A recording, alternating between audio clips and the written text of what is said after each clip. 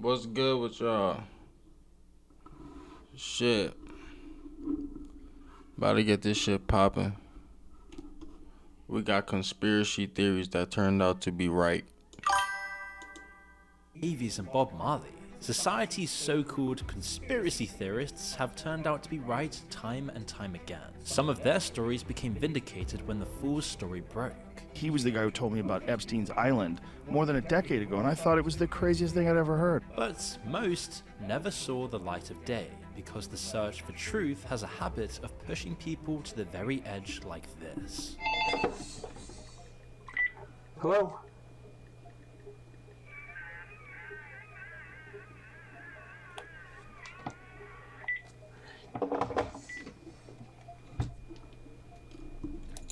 So let it be right then. So let it be done. Well, I'm King Terry and learned how to purify myself in a horribly impure environment. It's pretty rough living homeless and That's Terry Davis, a diagnosed schizophrenic and brilliant computer programmer who built an entire operating system by himself in a programming language he invented. And he said God told him to build a temple, so he called the operating system Temple OS. In his last years, he was mostly homeless, drifting across the American West, uploading chaotic videos from motel rooms and parking lots. Terry had spent years claiming that CIA agents were monitoring his computer and that they were everywhere online. He said they glow in the dark, a phrase that became the go-to slang for identifying federal agents in public spaces. The CIA is glow in the dark. You can see them if you're driving. You just run them over. Then he was hit by a train in Oregon in 2018 at They got him up out of there. That was quick. Hey, that just reminded me. Y'all heard about like all those scientists that just been like getting like vanishing out of thin air? Like we have like 50 scientists in the span of like 5 years just gone. Project X stuff going on, man. Fuck it. age of 48, but his followers didn't accept that it was an accident, and now he's become synonymous with the conspiracy theorists that no one listened to. Because paranoia is a very effective tool for discrediting someone. If you're truthfully unwell, everyone eventually stops listening to you. But if you're not, it's a brilliant way to engineer that same outcome. Ernest Hemingway, one of the most celebrated writers in history, was plagued by this exact strategy. In his final years, he was telling his wife, friends, and doctors that the FBI was watching his every move. Of course, nobody believed him, and his own wife thought he'd lost his mind. He went through multiple rounds of electroshock therapy, which destroyed his memory and, by his own account, his ability to even write. So, he took matters into his own hands on July 2nd, 1961. Years later, a biographer filed a Freedom of Information Act request and found a large file signed off by J. Edgar Hoover himself. Oh, I found this the other day about Hemingway. Hoover. Hemingway always thought that the FBI was trying to get him, and apparently they actually were. Really? Yeah, they actually were. The FBI investigated Ernest Hemingway for decades, with surveillance beginning in the 1940s due to concerns about his activities in Cuba and his associations with individuals suspected of communist ties. While initially dismissed as paranoia, it was later revealed that Hemingway's fears were grounded in reality, and the FBI did monitor him, even tapping his phones and intercepting his mail. The surveillance continued throughout his later years, including his time in the hospital, and may have contributed to his mental anguish and suicide. So why did they do it? Well, first, he was spending a lot of time in communist Cuba. Second, look at his two most famous books, For Whom the Bell Tolls romanticized an American fighting alongside communists in Spain, while A Farewell to Arms is packed full of anti-war messaging. Massive influence combined with a message like this is not a good combo in the eyes of certain government agencies. Either way, the FBI had been watching him, but everyone around him said he was just paranoid. Few know this feeling better than the most famous conspiracy theorist alive today. When you've got the same FBI a couple years ago with Jeffrey Epstein with the Lolita Express, with Bill Clinton on at least 16 round-trip flights to the File Island, he got convicted of running. Alex Jones was talking about Epstein long before the files became undeniable. He also called out numerous false flag military. A lot of people were talking about Epstein way before the files became undeniable. I mean, It was one of those open secrets, like how they had with Ellen DeGeneres and all that type stuff. You know, Holly Weird and all of that stuff. And repeatedly told everyone that they happened once, so they will happen again. The same ones that staged Gulf of Tonkin, the same ones that staged Operation, the mass shootings of Operation Gladio. Right. I can speak in this accent as well. Yeah. Governments have staged terror attacks throughout history or allowed terrorists to attack as a pretext to invade and enslave the population. And for years, Jones warned that the US government had built a mass surveillance system to spy on its own citizens. He filed 9/11 in the same category as other false flags, and he wasn't the only one who went there before it became fashionable to do so. This is Bill Cooper, a former naval intelligence officer who spent the end of his days on a hilltop in rural Arizona, broadcasting his rambling theories via a shortwave radio to anyone who tuned in. He was the author of the conspiracy manifesto Behold a Pale Horse. His ideas were the forerunners of some of the biggest conspiracy theories around today, like alien mythology, the Illuminati, and the mysteries surrounding JFK. Cooper was warning his followers that a major terrorist attack was coming on American soil, and that the government would use a man called Osama bin Laden as the scapegoat. He'd watched the now infamous CNN interview with bin Laden in his hideout and couldn't believe what he was seeing. And you've got to pause on this particular point because it is utterly bizarre, and a lot of people have just completely forgotten about it. You seen this, big dog? In 1997, CNN journalist What, the Osama bin Laden video or the moon video? Peter Arnett went to Afghanistan and interviewed Osama bin Laden on camera. Bin Laden then used the interview to basically declare war on America on television and broadcast this to the world. You have declared a jihad against the United States. Can you tell us why? The comments on the original broadcast say what everyone's thinking, like, USA, how'd you find him? Reporter, snitches get stitches. And CIA, FBI, and Interpol were searching for him like crazy at the time, and this reporter just found him that easy. The point being, either every intelligence agency in America is incompetent, or they knew exactly where he was and weren't pulling out all the stops to catch him. The intelligence community's argument is that knowing roughly where someone is in a lawless tribal region of Afghanistan and then being able to capture or kill them are two completely different things. The US had no troops on the ground in Afghanistan at this point, but the counterpoint still stands, and Cooper argued that bin Laden was already a CIA creation, funded and trained. Oh yeah, I heard about that. They said the CIA funded Osama bin Laden. They gave him sticks. They funded the Al Qaeda or whatever it is. What you call them? Not a Mossad's in Israel, but Al Qaeda. They got the they got another one, ISIS. They supposedly funded them too. Man, they be doing that all over the world though, bro. And then Africa, they be dropping guns off. They drop guns off in the hood. They drop guns off in South America and just have people go at it. Like the Hunger Games. Get busy. Soviet-Afghan war in the 1980s. CNN were merely maneuvering him into a position to justify future military operations and give people a face and name to pin those future headlines to. Then, on June 28, 2001, less than 3 months before 9/11, Cooper would say the government insane. And whatever is going to happen that they're going to blame on Osama bin Laden, don't you even believe it. 9/11 then happens, and on November 5th, 2 months after the attacks, he was shot dead by Apache County Sheriff's deputies outside his home. Deputies said they'd come to serve an arrest warrant for tax evasion charges he'd been dodging since 1998. But they did arrive at 11:40 at night, while also using plainclothes officers to bait him out of his house. I was 4 people in here. Nah, shout out to y'all. Y'all the real ones. 9/11 itself, Gang. definitely was an inflection point for a new wave of conspiracy theories, some of which came Gang. quickly, because a couple of years later, Edward Snowden walked out of a facility in Hawaii with tens of thousands of classified documents and pulled the pin. American hero Edward Snowden. This became a mass surveillance program called Stellar Wind, which they said was supposed to monitor the phone calls and internet communications, emails, and things like that of everybody in the United The wild part about the Edward Snowden thing, if y'all remember the Simpsons movie, how they had like the big room with all the computer screens and they was dialing in on people, like spying on them, like when they was on the bus, on the phone calls, taking the shit, they just listening in on what you saying and stuff. Yeah. That was foreshadowing for what was going on right now. Like, and that was way before Edward Snowden.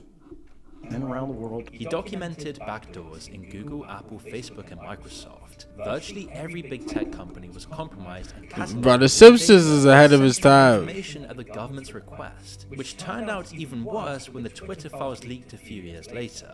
And all of that time, the Director of National Intelligence had lied through his teeth under oath to Congress. But then again, they got the theory that the guy who made The Simpsons is a Mason.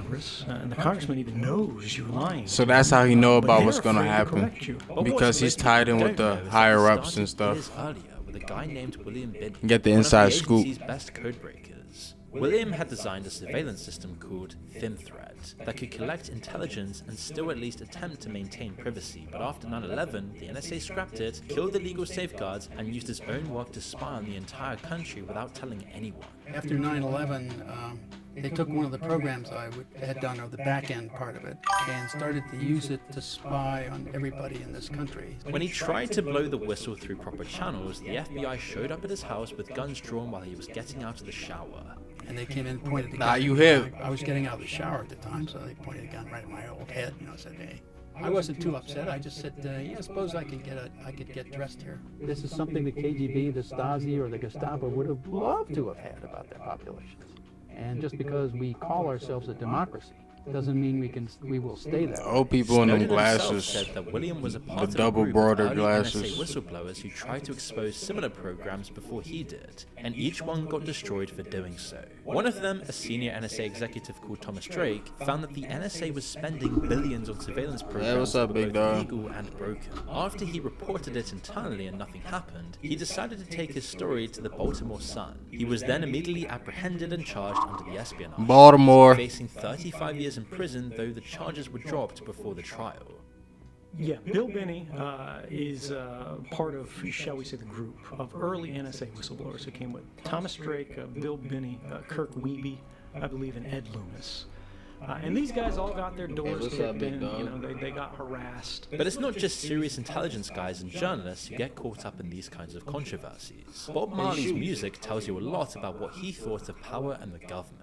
His entire worldview was built on the idea that the systems running the world were corrupt, exploitative, and fundamentally designed to keep ordinary people down. You could even say he inspired... I mean, that's common sense. They don't care no more, though. They're not hiding it. You know what I'm saying? Like, you got the president saying he don't care what's going on with the American people. He don't care about gas prices, the grocery. He don't care about how much eggs cost. And then they going to go bomb stuff overseas. That's crazy. We living in wild times. Generation of conspiracy theorists. Listen to Alex Jones talk about him on InfoWars. I was listening to Bob Marley again the other day. I was on a Bob Marley jag. And I'm like, this guy was Alex Jones before I was born. It's a powerful song. He goes in to talk about the technocracy and the scientific elite wanting to kill humanity and destroy our children. Then mind you, Trump getting richer too, bro. And to make it even worse, bro. Rastafarian word, Babylon. In Rastafari, Babylon envelops the And to make it worse, bro, just to make it a little worse, Trump's getting richer, and just to add salt, rub salt into your wound, bro. His son is getting rich as fuck too. His son that's still in college, he richer than 99% of the population now too. While everything going sky high and they bleed this shit dry. It's actually insane. It's insane. Lex Luthor couldn't pull it off. Bob was preaching to millions that this system was their enemy. Then, just as his career was reaching its peak, this happened. Entertainer and reggae star Bob Marley, Rita Marley, and the manager of the Wailers, Don Taylor, are now patients in the University Hospital after receiving gunshot wounds during a shooting incident which took place at Marley's home. Bro, it's insane how he do it. Tonight. Bob then left Jamaica the next morning and didn't return for months. Jamaica's government had been moving towards socialism, which the US saw as a major threat, and he believed he'd been targeted as a result. It was a classic CIA-backed coup, as the island was now being flooded with cheap guns, drugs, propaganda, and brutal policing tactics. According to documents in the CIA archive that you can see here, the Washington-backed campaign left over 750 people dead, and Edward Seaver, the US-backed candidate, won the election. Declassified files have since confirmed that Marley had his own CIA file and was labeled a subversive. Bro, they did the same thing with MLK, Malcolm X. If you black and powerful, dog, you are a target. Even today, they probably got a foul on LeBron James, bro. I wouldn't be surprised, bro. LeBron James got a CIA file. He got to. That's why they told him shut up and dribble. He was very dangerous on all sorts of levels. He was dangerous in the, Bro, this in a a- very, it's a in tabby. very basic way. The idea in 1976 that you would get poor Jamaicans to start thinking for themselves. In Tabby itself cat. is dangerous. And the Hey, he idea look like a that tiger. This a guy lion, was, man. I be telling that not lion, man. uncombed here, speaking terribly. Hey, Roar. Becoming this voice of freedom and black struggle. Bob Marley's manager, who took most of the bullets that night of the shooting, wrote in his memoir that he believed the CIA was behind it. It's now thought they might have paid for it with drugs and guns. Bob Marley then dies of cancer at age 36, long before any of the CIA files were declassified. Oh yeah, he is. See the proof that the He, world bro, he eat a lot, bro. was real, Cause and greedy. the era he represented, where a musician could threaten the establishment Bro. by telling people to think for themselves. One day, side with him. I had a rotisserie chicken from Costco. Tell me why the cat literally ripped the chicken out the bag and he ate about a good half of the chicken. I never seen that before. Serious guy with deep agency experience and knowledge. Man, this cat don't play. He spent decades on the lecture circuit warning everyone about government mind control programs, blackmail operations, and potential ritual-style abuse. A long time ago, I talked about how they have these islands, they fly, they compromise children. But I learned all this from Ted Gunderson 20 years Gunderson. ago. He was in line to be the FBI That's a director. wild He name. was the head of the FBI in Los Angeles. Jeffrey's operation might feel new, but Gunderson tells you that it's probably Gunderson. just the latest installment of running for over Oh, 50 bro. years. He came out and he was the one that explained to me about how they use these blackmail rings, elements of the CIA, and foreign intelligence groups, and how they would basically make people have children to be part of these clubs and these cults they were setting up. Gunderson also linked these kinds of I'm not even surprised, bro. These people sick. They eating kids that they having. They drinking blood. They having transfusion with young people's blood to make their skin look fresh. Where else? Where do it stop? Where do it stop? Then they doing Epstein type stuff, type acts. Then they doing insider trading and getting rich as fuck on top of it all. We living in a movie, bro. possible satanic ritual abuse. But in the late 80s and 90s, this was lumped in with the satanic panic and treated as massive. That's a big reason why. Bro, fast food the worst. I'm not an I ain't ate McDonald's in years. I still crush on. I'm not gonna lie, Popeyes here and there. This evil element is permeating I know McDonald's though. Like all the others, they called him paranoid and delusional.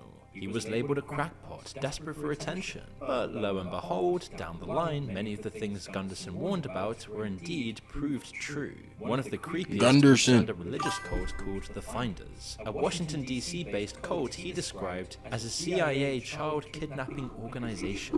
In 1987, police in McDonald's Tallahassee, stands for Florida, missing found 6 children. in a park filthy covered in bug bites, accompanied by 2 well-dressed men who couldn't explain. Hey, them who these burgers all children taste the were. same. That's weird. The show That's then led weird. to a property owned by the cult, where a U.S. customs officer found computer equipment Like, and documents containing. I've made like hundreds of steaks, thousands probably, bro. I love steak. And you know how hard it is to make every steak taste the same, bro? Like, it's borderline impossible. You could Google that. How on earth does McDonald's make every single burger taste the same? It doesn't make sense. Cool little side note. for obtaining children, including purchasing them, trading them, and kidnapping them. The investigation was then hastily shut down. No, the Finders is a cult that was caught trafficking children. And the CIA squashed Oh shit! in Florida. It was good homicide. Oh shit! I'm crying. Telex machine. So he told me about all this, and I thought he was crazy. Anyone who repeated Gunderson's claims were immediately dismissed. That wasn't until 2019, when the FBI declassified 650 pages confirming that the CIA had been involved in the investigation, and The that CIA had mysteriously helped bury it, and that a former member of the group group had admitted to doing security work for the FBI, NSA, and other government agencies. And the founding leader's wife had been a CIA employee for 21 years, and it was classed as an internal matter for the agency. It literally took over 30 years for Gunnison to be proved right in his belief that intelligence agencies were in the loop. Watching the CIA conspiracy talk. But he always alleged a link to other ritualistic practices across America, including Bohemian Grove. Bohemian Grove. Are now creepier than ever in life. The wildest thing about Bohemian Grove, they're still doing it. They just stopped doing it because people caught them talk about there's rich people in the woods getting naked. That's crazy. They found on Mr. Jeffrey's private island. These sell for like $100,000. Private collections. The kids are sold for $50,000 on an auction block. Paul has attended 6 That's all with you, bro. Let's eat. As few as 6 and as many as 36 kids, boys and girls, mostly young kids, were auctioned off for up to $50,000 each. It's big business. What? While no agency linked to the extent alleged by Gunderson or Alex Jones has been formally established, nobody was convicted of a crime in relation to what the police found that day. Ted also often talked about MK Ultra, which was declassified in his era. MK Ultra, the big one. It was wildly misunderstood in how far it went. The goal was to hijack the brain, altering or erasing memories, or creating assassins you'd kill on command with no memory of being. But MK Ultra, it's way worse than MK Ultra now because they had to lock you down in the facility, get you hooked up on drugs to open your mind up into that state. But nowadays, all they got to do is press a couple buttons, open a couple things on the social media apps, and have you flustered about this, pissed about that. And then they don't even have to do all the extra stuff anymore. It's actually really smart. Programmed. It started with CIA employees, but that quickly the key to war was always not information. To do that, they came up with something called Operation. Yeah, it was always information. So they went to San Francisco. They rented a safe house, and they hired prostitutes to go out on the street, pick up Johns, bring them back to the safe house, dose the Johns with LSD. You see, get them high as hell. While these guys were losing their minds, CIA operatives sat behind one-way mirrors watching the whole thing while sipping a whiskey and smoking a cigarette. It's evil. Where this went off the rails, in a handful of ways, in many ways, was testing on unwitting subjects, things such as LSD and a variety of other substances. Yeah, whoops. This was back when people were naive about drugs, so just imagine for a second that you begin to hallucinate wildly and you have absolutely no explanation for what's happening to you. One of the main guys caught up in MK Ultra was an army biochemist called Frank Olson. He was working on classified research when they slipped. Bro, I think the Unabomber was caught up in MK Ultra. I'm not gonna lie, bro. I think he was an MK Ultra victim, bro. Like he got loose and then went to go bomb stuff. I don't know though. Into his drink at a work retreat without telling him. 9 days later, he throws himself through the window of a hotel room in New York. The CIA told his family he'd had a breakdown, but his son Eric believed his father had witnessed something he wasn't supposed to see. Possibly the use of bioweapons on prisoners. Eric had his father's body dug up, and the autopsy found blunt force trauma to the skull. The Manhattan DA reclassified the death from to homicide. That story was then later made into the Netflix show Wormwood. I was told that your father has had an accident. Hey, at least they used to be creative. Nowadays, they just smoke you and say you shot yourself. They'll say you shot yourself in the head twice. It don't make no sense. But at least they used to throw you off the building and make it look like you couldn't take it no more. When Congress finally started asking questions in 1973, the CIA director ordered that the MKUltra files should be destroyed. In 1973, the CIA director ordered mass destruction of the MKUltra files. What we know comes from accidentally surviving documents, meaning this is a sanitized version. Burning the files is one way to bury the truth, but there's another pattern of scrubbing the evidence. I'm not surprised. That speaks for itself. Same with the Epstein files. You're probably starting to notice it by now. This is Gary Webb, a journalist who proved the CIA had knowingly allowed drug traffickers to funnel crack into black communities in LA throughout the 80s. 3 of the biggest newspapers in America coordinated. Bro, AJ Brown passed to the Super Bowl. Then he was found dead in 2004 Hell yeah. with 2 gunshot wounds. For sure. ruled self-inflicted. What? The CIA AJ Brown, Drake May. That's crazy. I'm trying to tell you. Inspector General later That's confirmed crazy. that So he AJ Brown got a real Frank quarterback. Serpico. He back home with the team he really want to play for. What? His childhood favorite team? Nobody wanted to hear it. During a drug raid in Brooklyn, his fellow officers let him walk in alone and he took his bullet to the face. They then made a film about it with Al Pacino called Serpico. The department never apologized. It's because it hurts, and bro. then there's David Kelly, who was one of the UK's top weapons experts. It's because it's Jalen Hurts, bro. The British government had hyped up its case for If invading Hurts was good, he was AJ then Brown outed, would have dragged stayed. before Parliament, and then found dead in the woods near his home. Again ruled self-inflicted. Years later, a public inquiry confirmed everything he'd said, and a panel of doctors and scientists doubted the official cause of death. And that pattern of convenient fatalities continues to the present day.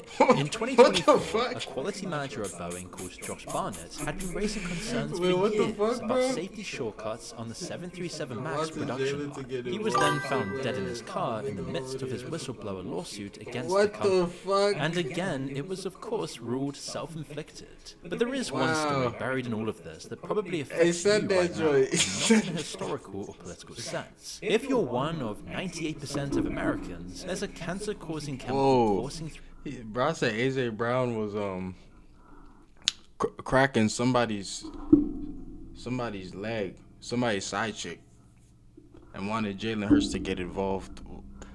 That's crazy. Veins and arteries right now. And the guy who warned us about it was yet again dismissed as a delusional conspiracy theorist. He is Robert Billett, a corporate defense lawyer in Cincinnati whose entire career was spent representing chemical companies. So he was about the last person you'd expect to take on one of the most notorious in history.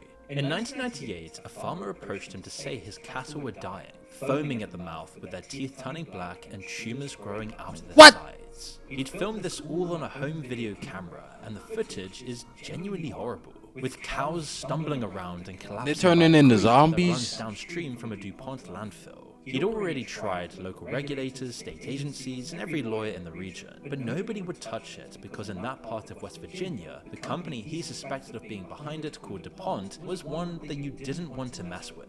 What Robert found when he started pulling at the thread would consume the next 25 years of his life. He requested internal documents from DuPont that pointed to a chemical called PFOA, also known as C8, which was used in manufacturing Teflon, the non-stick coating on your pans, your waterproof jackets, your microwave popcorn bags, basically everyday products in every household in the country. DuPont had then been dumping this into the local water supply. I'm about to show and that, the Jane. internal study showed they knew exactly the damage I got that, Jane, bro. inflicting. They'd found elevated cancer rates in their own factory workers. They tested the blood of pregnant employees and found the chemical in their unborn children. They knew it accumulated in human tissue, and they knew... That's enough, Moon. We got some more content right here. What's this, though? Okay. So let's get to the story. So I get a text message this morning from Craig Carton. Craig Carton goes, "You see this story going around?" I go, "This has been going around for a while now. That supposedly A.J. Brown was banging a chick, and it was Hassan Reddick's side piece. Supposedly, they went to Jalen Hurts Bro. and asked Jalen to get involved in this, and Jalen said, "I'm all about football, and I don't want to be involved in this mess." Bro. And that twisted A.J. Brown reportedly, and this is one of the reasons why their friendship has gone south. He said you a square, nigga.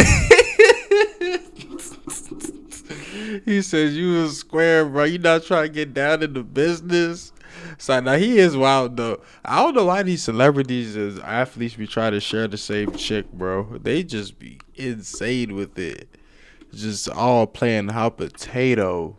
And then to make it even more wild, you got the Vrabel situation, the Mike Vrabel situation or whatever. You know how that goes. Hold up. Mike Vrabel. You know he was cracking the reporter, getting the inside scoop, good trade deals. You know how it go. Patriots cheating again. We going to the Super Bowl, bruh. I'm trying to tell you, the Patriots is back cheating. in the headlines, they winning the Super Bowl. He What? goes from the Eagles to New England to reunite with head coach. It's like the old days. AJ Brown is a true #1. This is a match made in heaven for the New England Patriots, and I think the biggest thing is this: Well, there's Mike another Vrabel one. knows.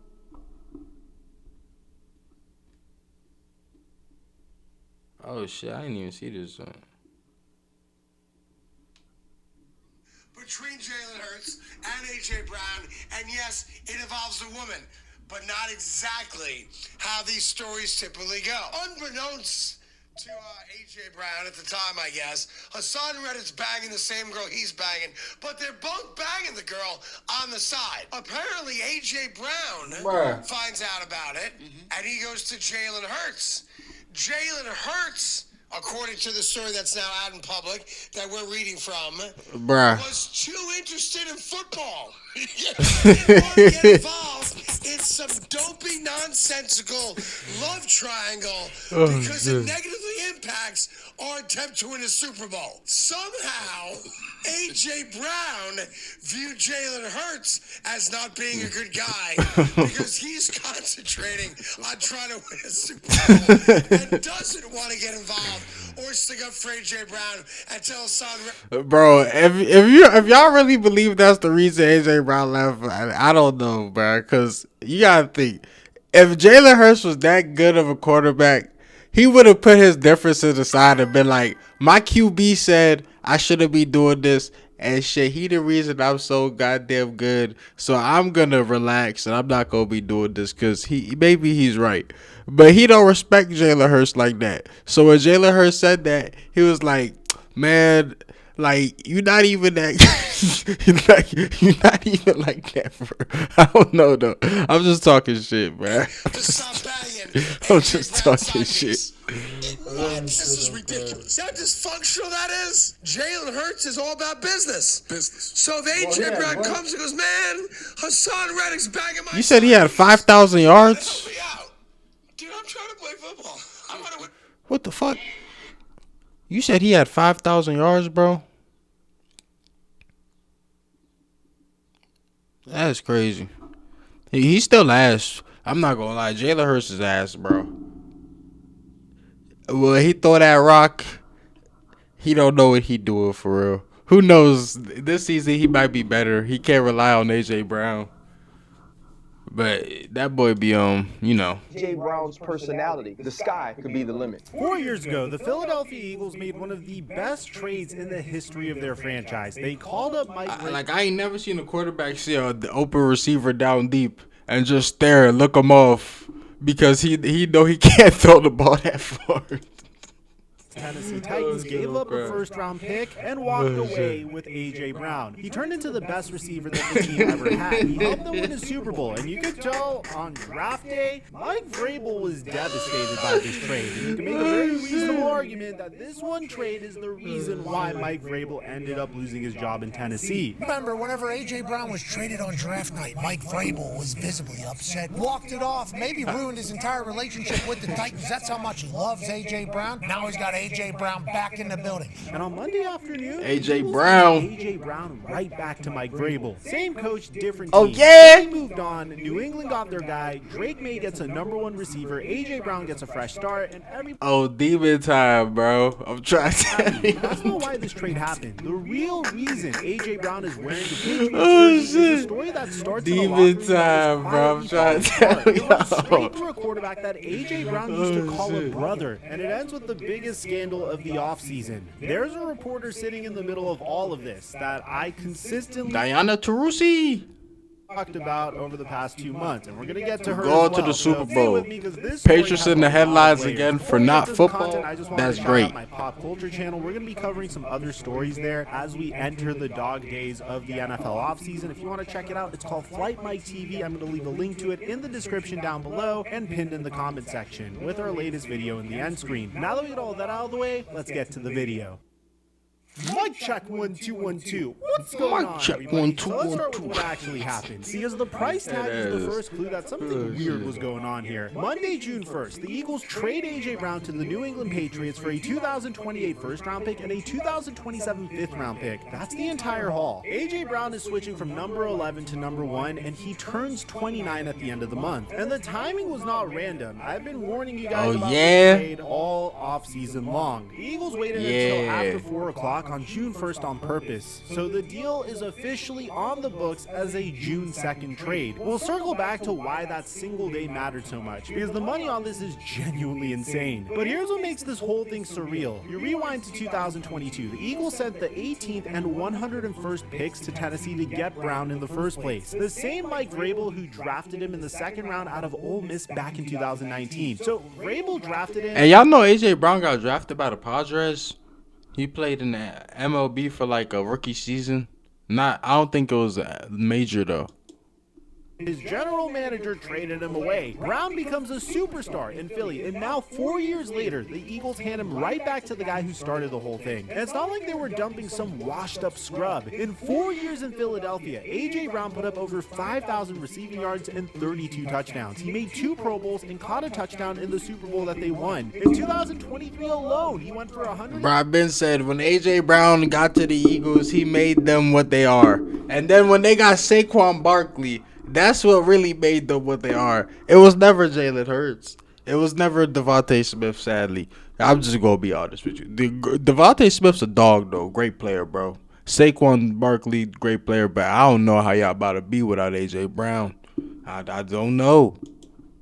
I don't know. And 1,456 yards. That is a top 5 receiver in his prime. So why they was triple teaming this nigga, man. Removed from playing in the Super Bowl, trade away a top 5 receiver that they were paying $92 million to? And why does the other side, that is a real contender, only have to trade away a first-round pick that's 2 years away and a fifth-rounder? Those are 2 major questions, and there's 2 completely different answers to that. So let's start with Philadelphia. If you listen to the Philadelphia Eagles, this was a football decision. A roster move, smart cap management, and I'm going to show you in a few minutes why they had to do it. They had to get rid of him. Is mostly garbage. But to understand why AJ Brown is gone, you have to understand the relationship that was completely destroyed during his time with the Philadelphia Eagles that was beyond repair. I didn't truly understand why our friendship became the center of everybody's attention when it came to football because, looking back on it, we haven't been as close as we were a couple years now. That didn't stop anything. People just grow apart. AJ Brown and Jalen Hurts were supposed to be the story. These 2 go back to college. Bro, a wide receiver and a quarterback don't just grow apart.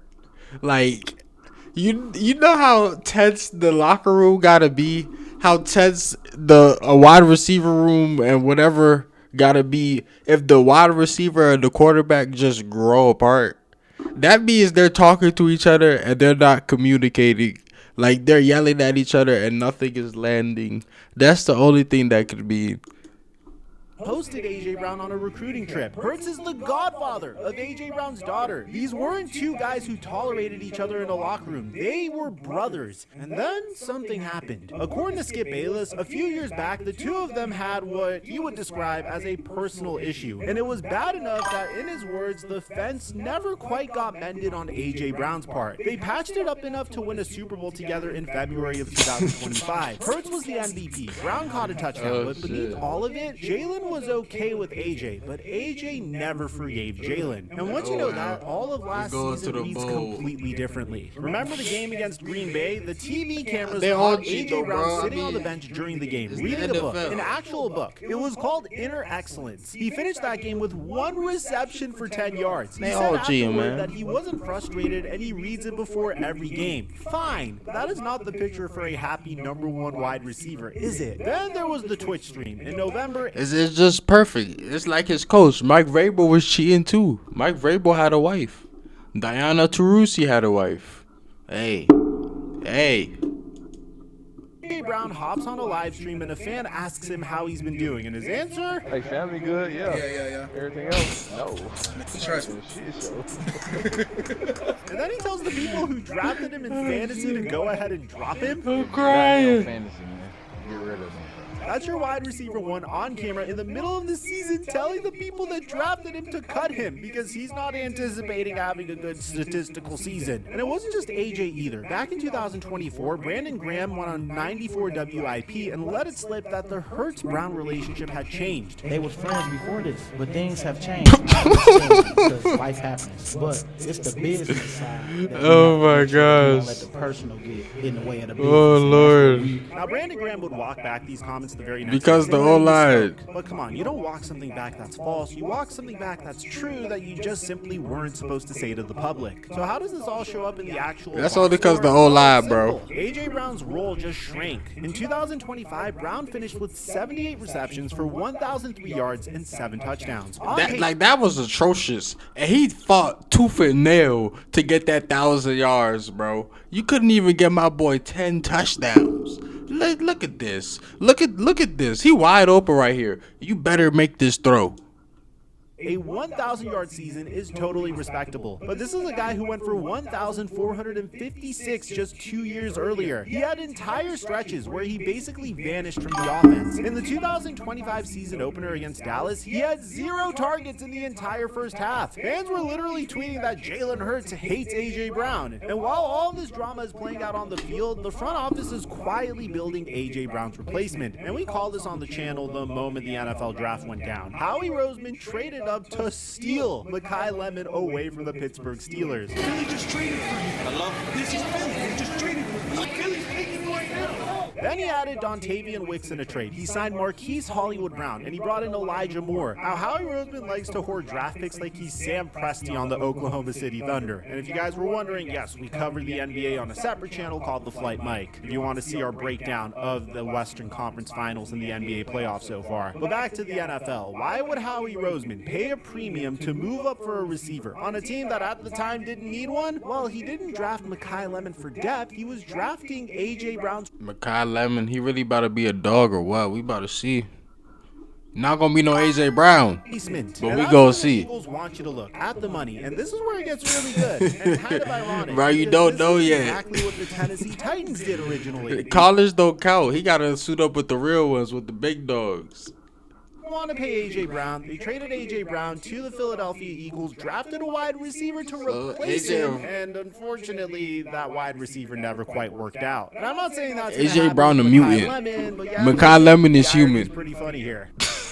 Now, Philadelphia had traded AJ Brown before June 1st. They would have had to swallow his entire dead money charge in one single season. $43.4 million all at once, and that completely guts your cap. So they waited. By doing the deal after June 1st, they get to split that dead money across 2 years instead. $16.3 million on the 2026 books and $27.1 million in 2027. That's why every cap analyst on planet Earth was screaming June 1st about this trade for months. But here's the twist. Trading AJ Brown barely saves the Eagles any cap room this year. According to CBS's Joel Corey, moving Brown after That shit finally caught up to them trying to make a super team. They out there trying to make a super team and shit, like the dream team. Thought you could do it forever. You could just get free cap, imaginary cap, dream cap. You do this, you go here. It don't matter. $5 million in 2026 cap space. $1.5 million for a team like the Philadelphia Eagles. That's literally couch cushion money. So let me say this. He only gonna get better. This was not a cap move. They ate $43 million in dead money to free up $1.5 million. Nobody does that for football reasons. You do that because you want a guy gone. The broken relationship was the real And Drake may a dog. Let's be honest, bro. You know he got that accuracy. Hey, let's be honest now. Hey. the cover story they're handing the camera. So that's Philly. They had their reasons, and honestly, it's hard to blame them. But a trade takes two. Why on earth would a 14-3 team You don't play good in big games. take on a 29-year-old receiver with a frustration problem and $113 million left on his contract with a kind of concerning injury We'll history? see. Well, that answer lives up in He got AJ Brown. everything to do with the band that drafted. You saw what Jalen Hurts did with AJ Brown? Hey, it's about to look like Randy Moss and Tom Brady is back. I promise you. drafted him in the first place. To understand why the New England Patriots wanted A.J. Brown so badly, you have to understand how quickly things turned around in New England. Because a year ago, this franchise was a punchline. Don't let us get Diggs back, too. Don't Don't let us get Diggs. The engine of that whole turnaround is Drake May and Mike Vrabel. May took a monster leap in his second year under a brand new head coach. So the Patriots are ahead of schedule. They've got the franchise quarterback. They just played for a title. What's the one thing missing? Lord. A true number one receiver. Tush push. Here, that role belongs to Stephon Diggs, who became the perfect security blanket for May. But Diggs is gone now. He hit free agency this offseason after his own wild How y'all year. got the tush We push covered and that still extensively lose? If you guys missed that video. But just like that, Actually, Drake May's best target. that was the best play, the tush push. You know, that's funny. The most effective players go for 1 yard.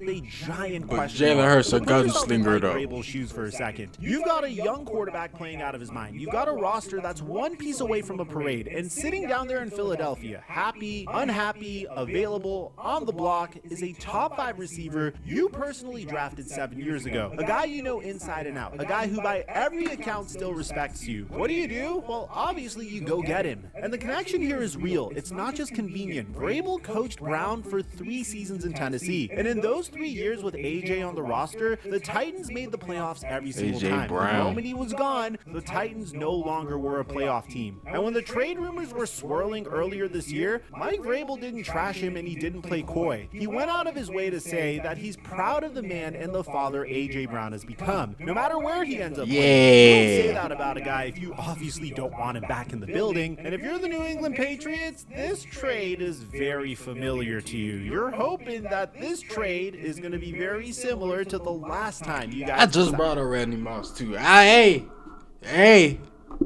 watch out now. Watch out now. You watch out now, okay? Y'all watch out, okay? Y'all watch out out there. Back in 2007, Keep your head on the swivel, all right? Wore out his welcome on the Raiders. Randy Moss went out and had one of the greatest seasons a wide receiver has ever had. That Patriots team went 16-0 in the regular season. It was magic. And then they lost the Super Bowl. The relationship eventually soured, and Moss Yeah, we never going won a back ring and in New forth. England. I know, The bro. parallels here are almost too clean. Disgruntled star, blockbuster trade, although I will admit Moss's stock was significantly lower because the Patriots didn't have to give up as much to get Moss. Now, parallels are cute, but we need to take a step back and try to decide what this is. Is this going to be a magic season, or is it going to be a messy ending? Financially, the Patriots are betting hard on the good version. They're taking on a guy with that's $113 million left on his deal, and he's guaranteed almost $29 million this year alone. To clear the room for him, New England restructured Mike Onwenu's contract just days before Mike the trade to Onwenu. free up cap space. So both sides have their logic. Philly wanted out of a relationship. New England wanted a weapon for their young star. You would think this is a clean story. 2 teams, 2 different needs, and everybody goes home. Except it's not clean. This isn't even close to clean. Because this exact trade, this specific receiver going to this specific coach became the single most talked about story of the entire NFL offseason. And it had almost nothing to do with football. If you've been watching this channel for the last 2 months, you know the story I'm dancing around, and it's time to bring this entire storyline home, guys. So let's go. If you don't follow the media side of the NFL, here's the short version of what's been happening. And I'm going to handle this exactly the way we've been handling it across our entire story, carefully, because there are real people and real families wrapped up in this, and that part of the story is none of my business. Back in April, Page 6 published photos of Mike Vrabel and Diana Rossini at a Vrabel resort in getting Sedona, busy. Arizona. Rossini, for years, was one of the most plugged-in insiders in the entire business. ESPN and then The Athletic. And the fallout was immediate. Rossini stepped down from The Athletic. Vrabel actually missed the 3rd day of the 2026 NFL Draft to attend counseling with his wife. And Rossini deleted her Twitter account on April 23rd, the same day the draft started. Both of them denied any wrongdoing. And I want to be crystal clear with you, I am not here to tell you what was going on between these 2 adults. All I'm gonna say is there's a lot of photos of them together over the past 5 years. Whatever they were doing together, that's up for your interpretation. I'm not trying to be sued, and I'm sure you guys understand that. The main story here isn't the fact that He was cracking that joint, bro. may or may not have I'll say decided it to for fool you. around with each What? other while both of them were in their own marriages. The story is how this affects the integrity of reporting and why that domino effect affects NFL teams in the trade market. For an entire year, Diana Rossini was the reporter driving the A.J. Brown to New England story. She was the one pushing it all the way back during the 2025 season, telling everybody that the Patriots had to keep an eye on Brown. And the entire time, she had a documented personal relationship with the head coach of the team trying to acquire him. So the journalism question here is dead simple. When the reporter breaking the trade story is that close to the coach making the trade, where is the information actually coming from? Can you trust any of it? Is it reporting, or is it a head coach planning his own narrative through a friendly source? And before you tell me that's all a stretch, you need to understand something. This isn't the first time the pattern shows up. This is the third time it showed up, and we even called this pattern before this trade happened. Now here's what I'm still watching for. Obviously, He's like, all right, I'm about to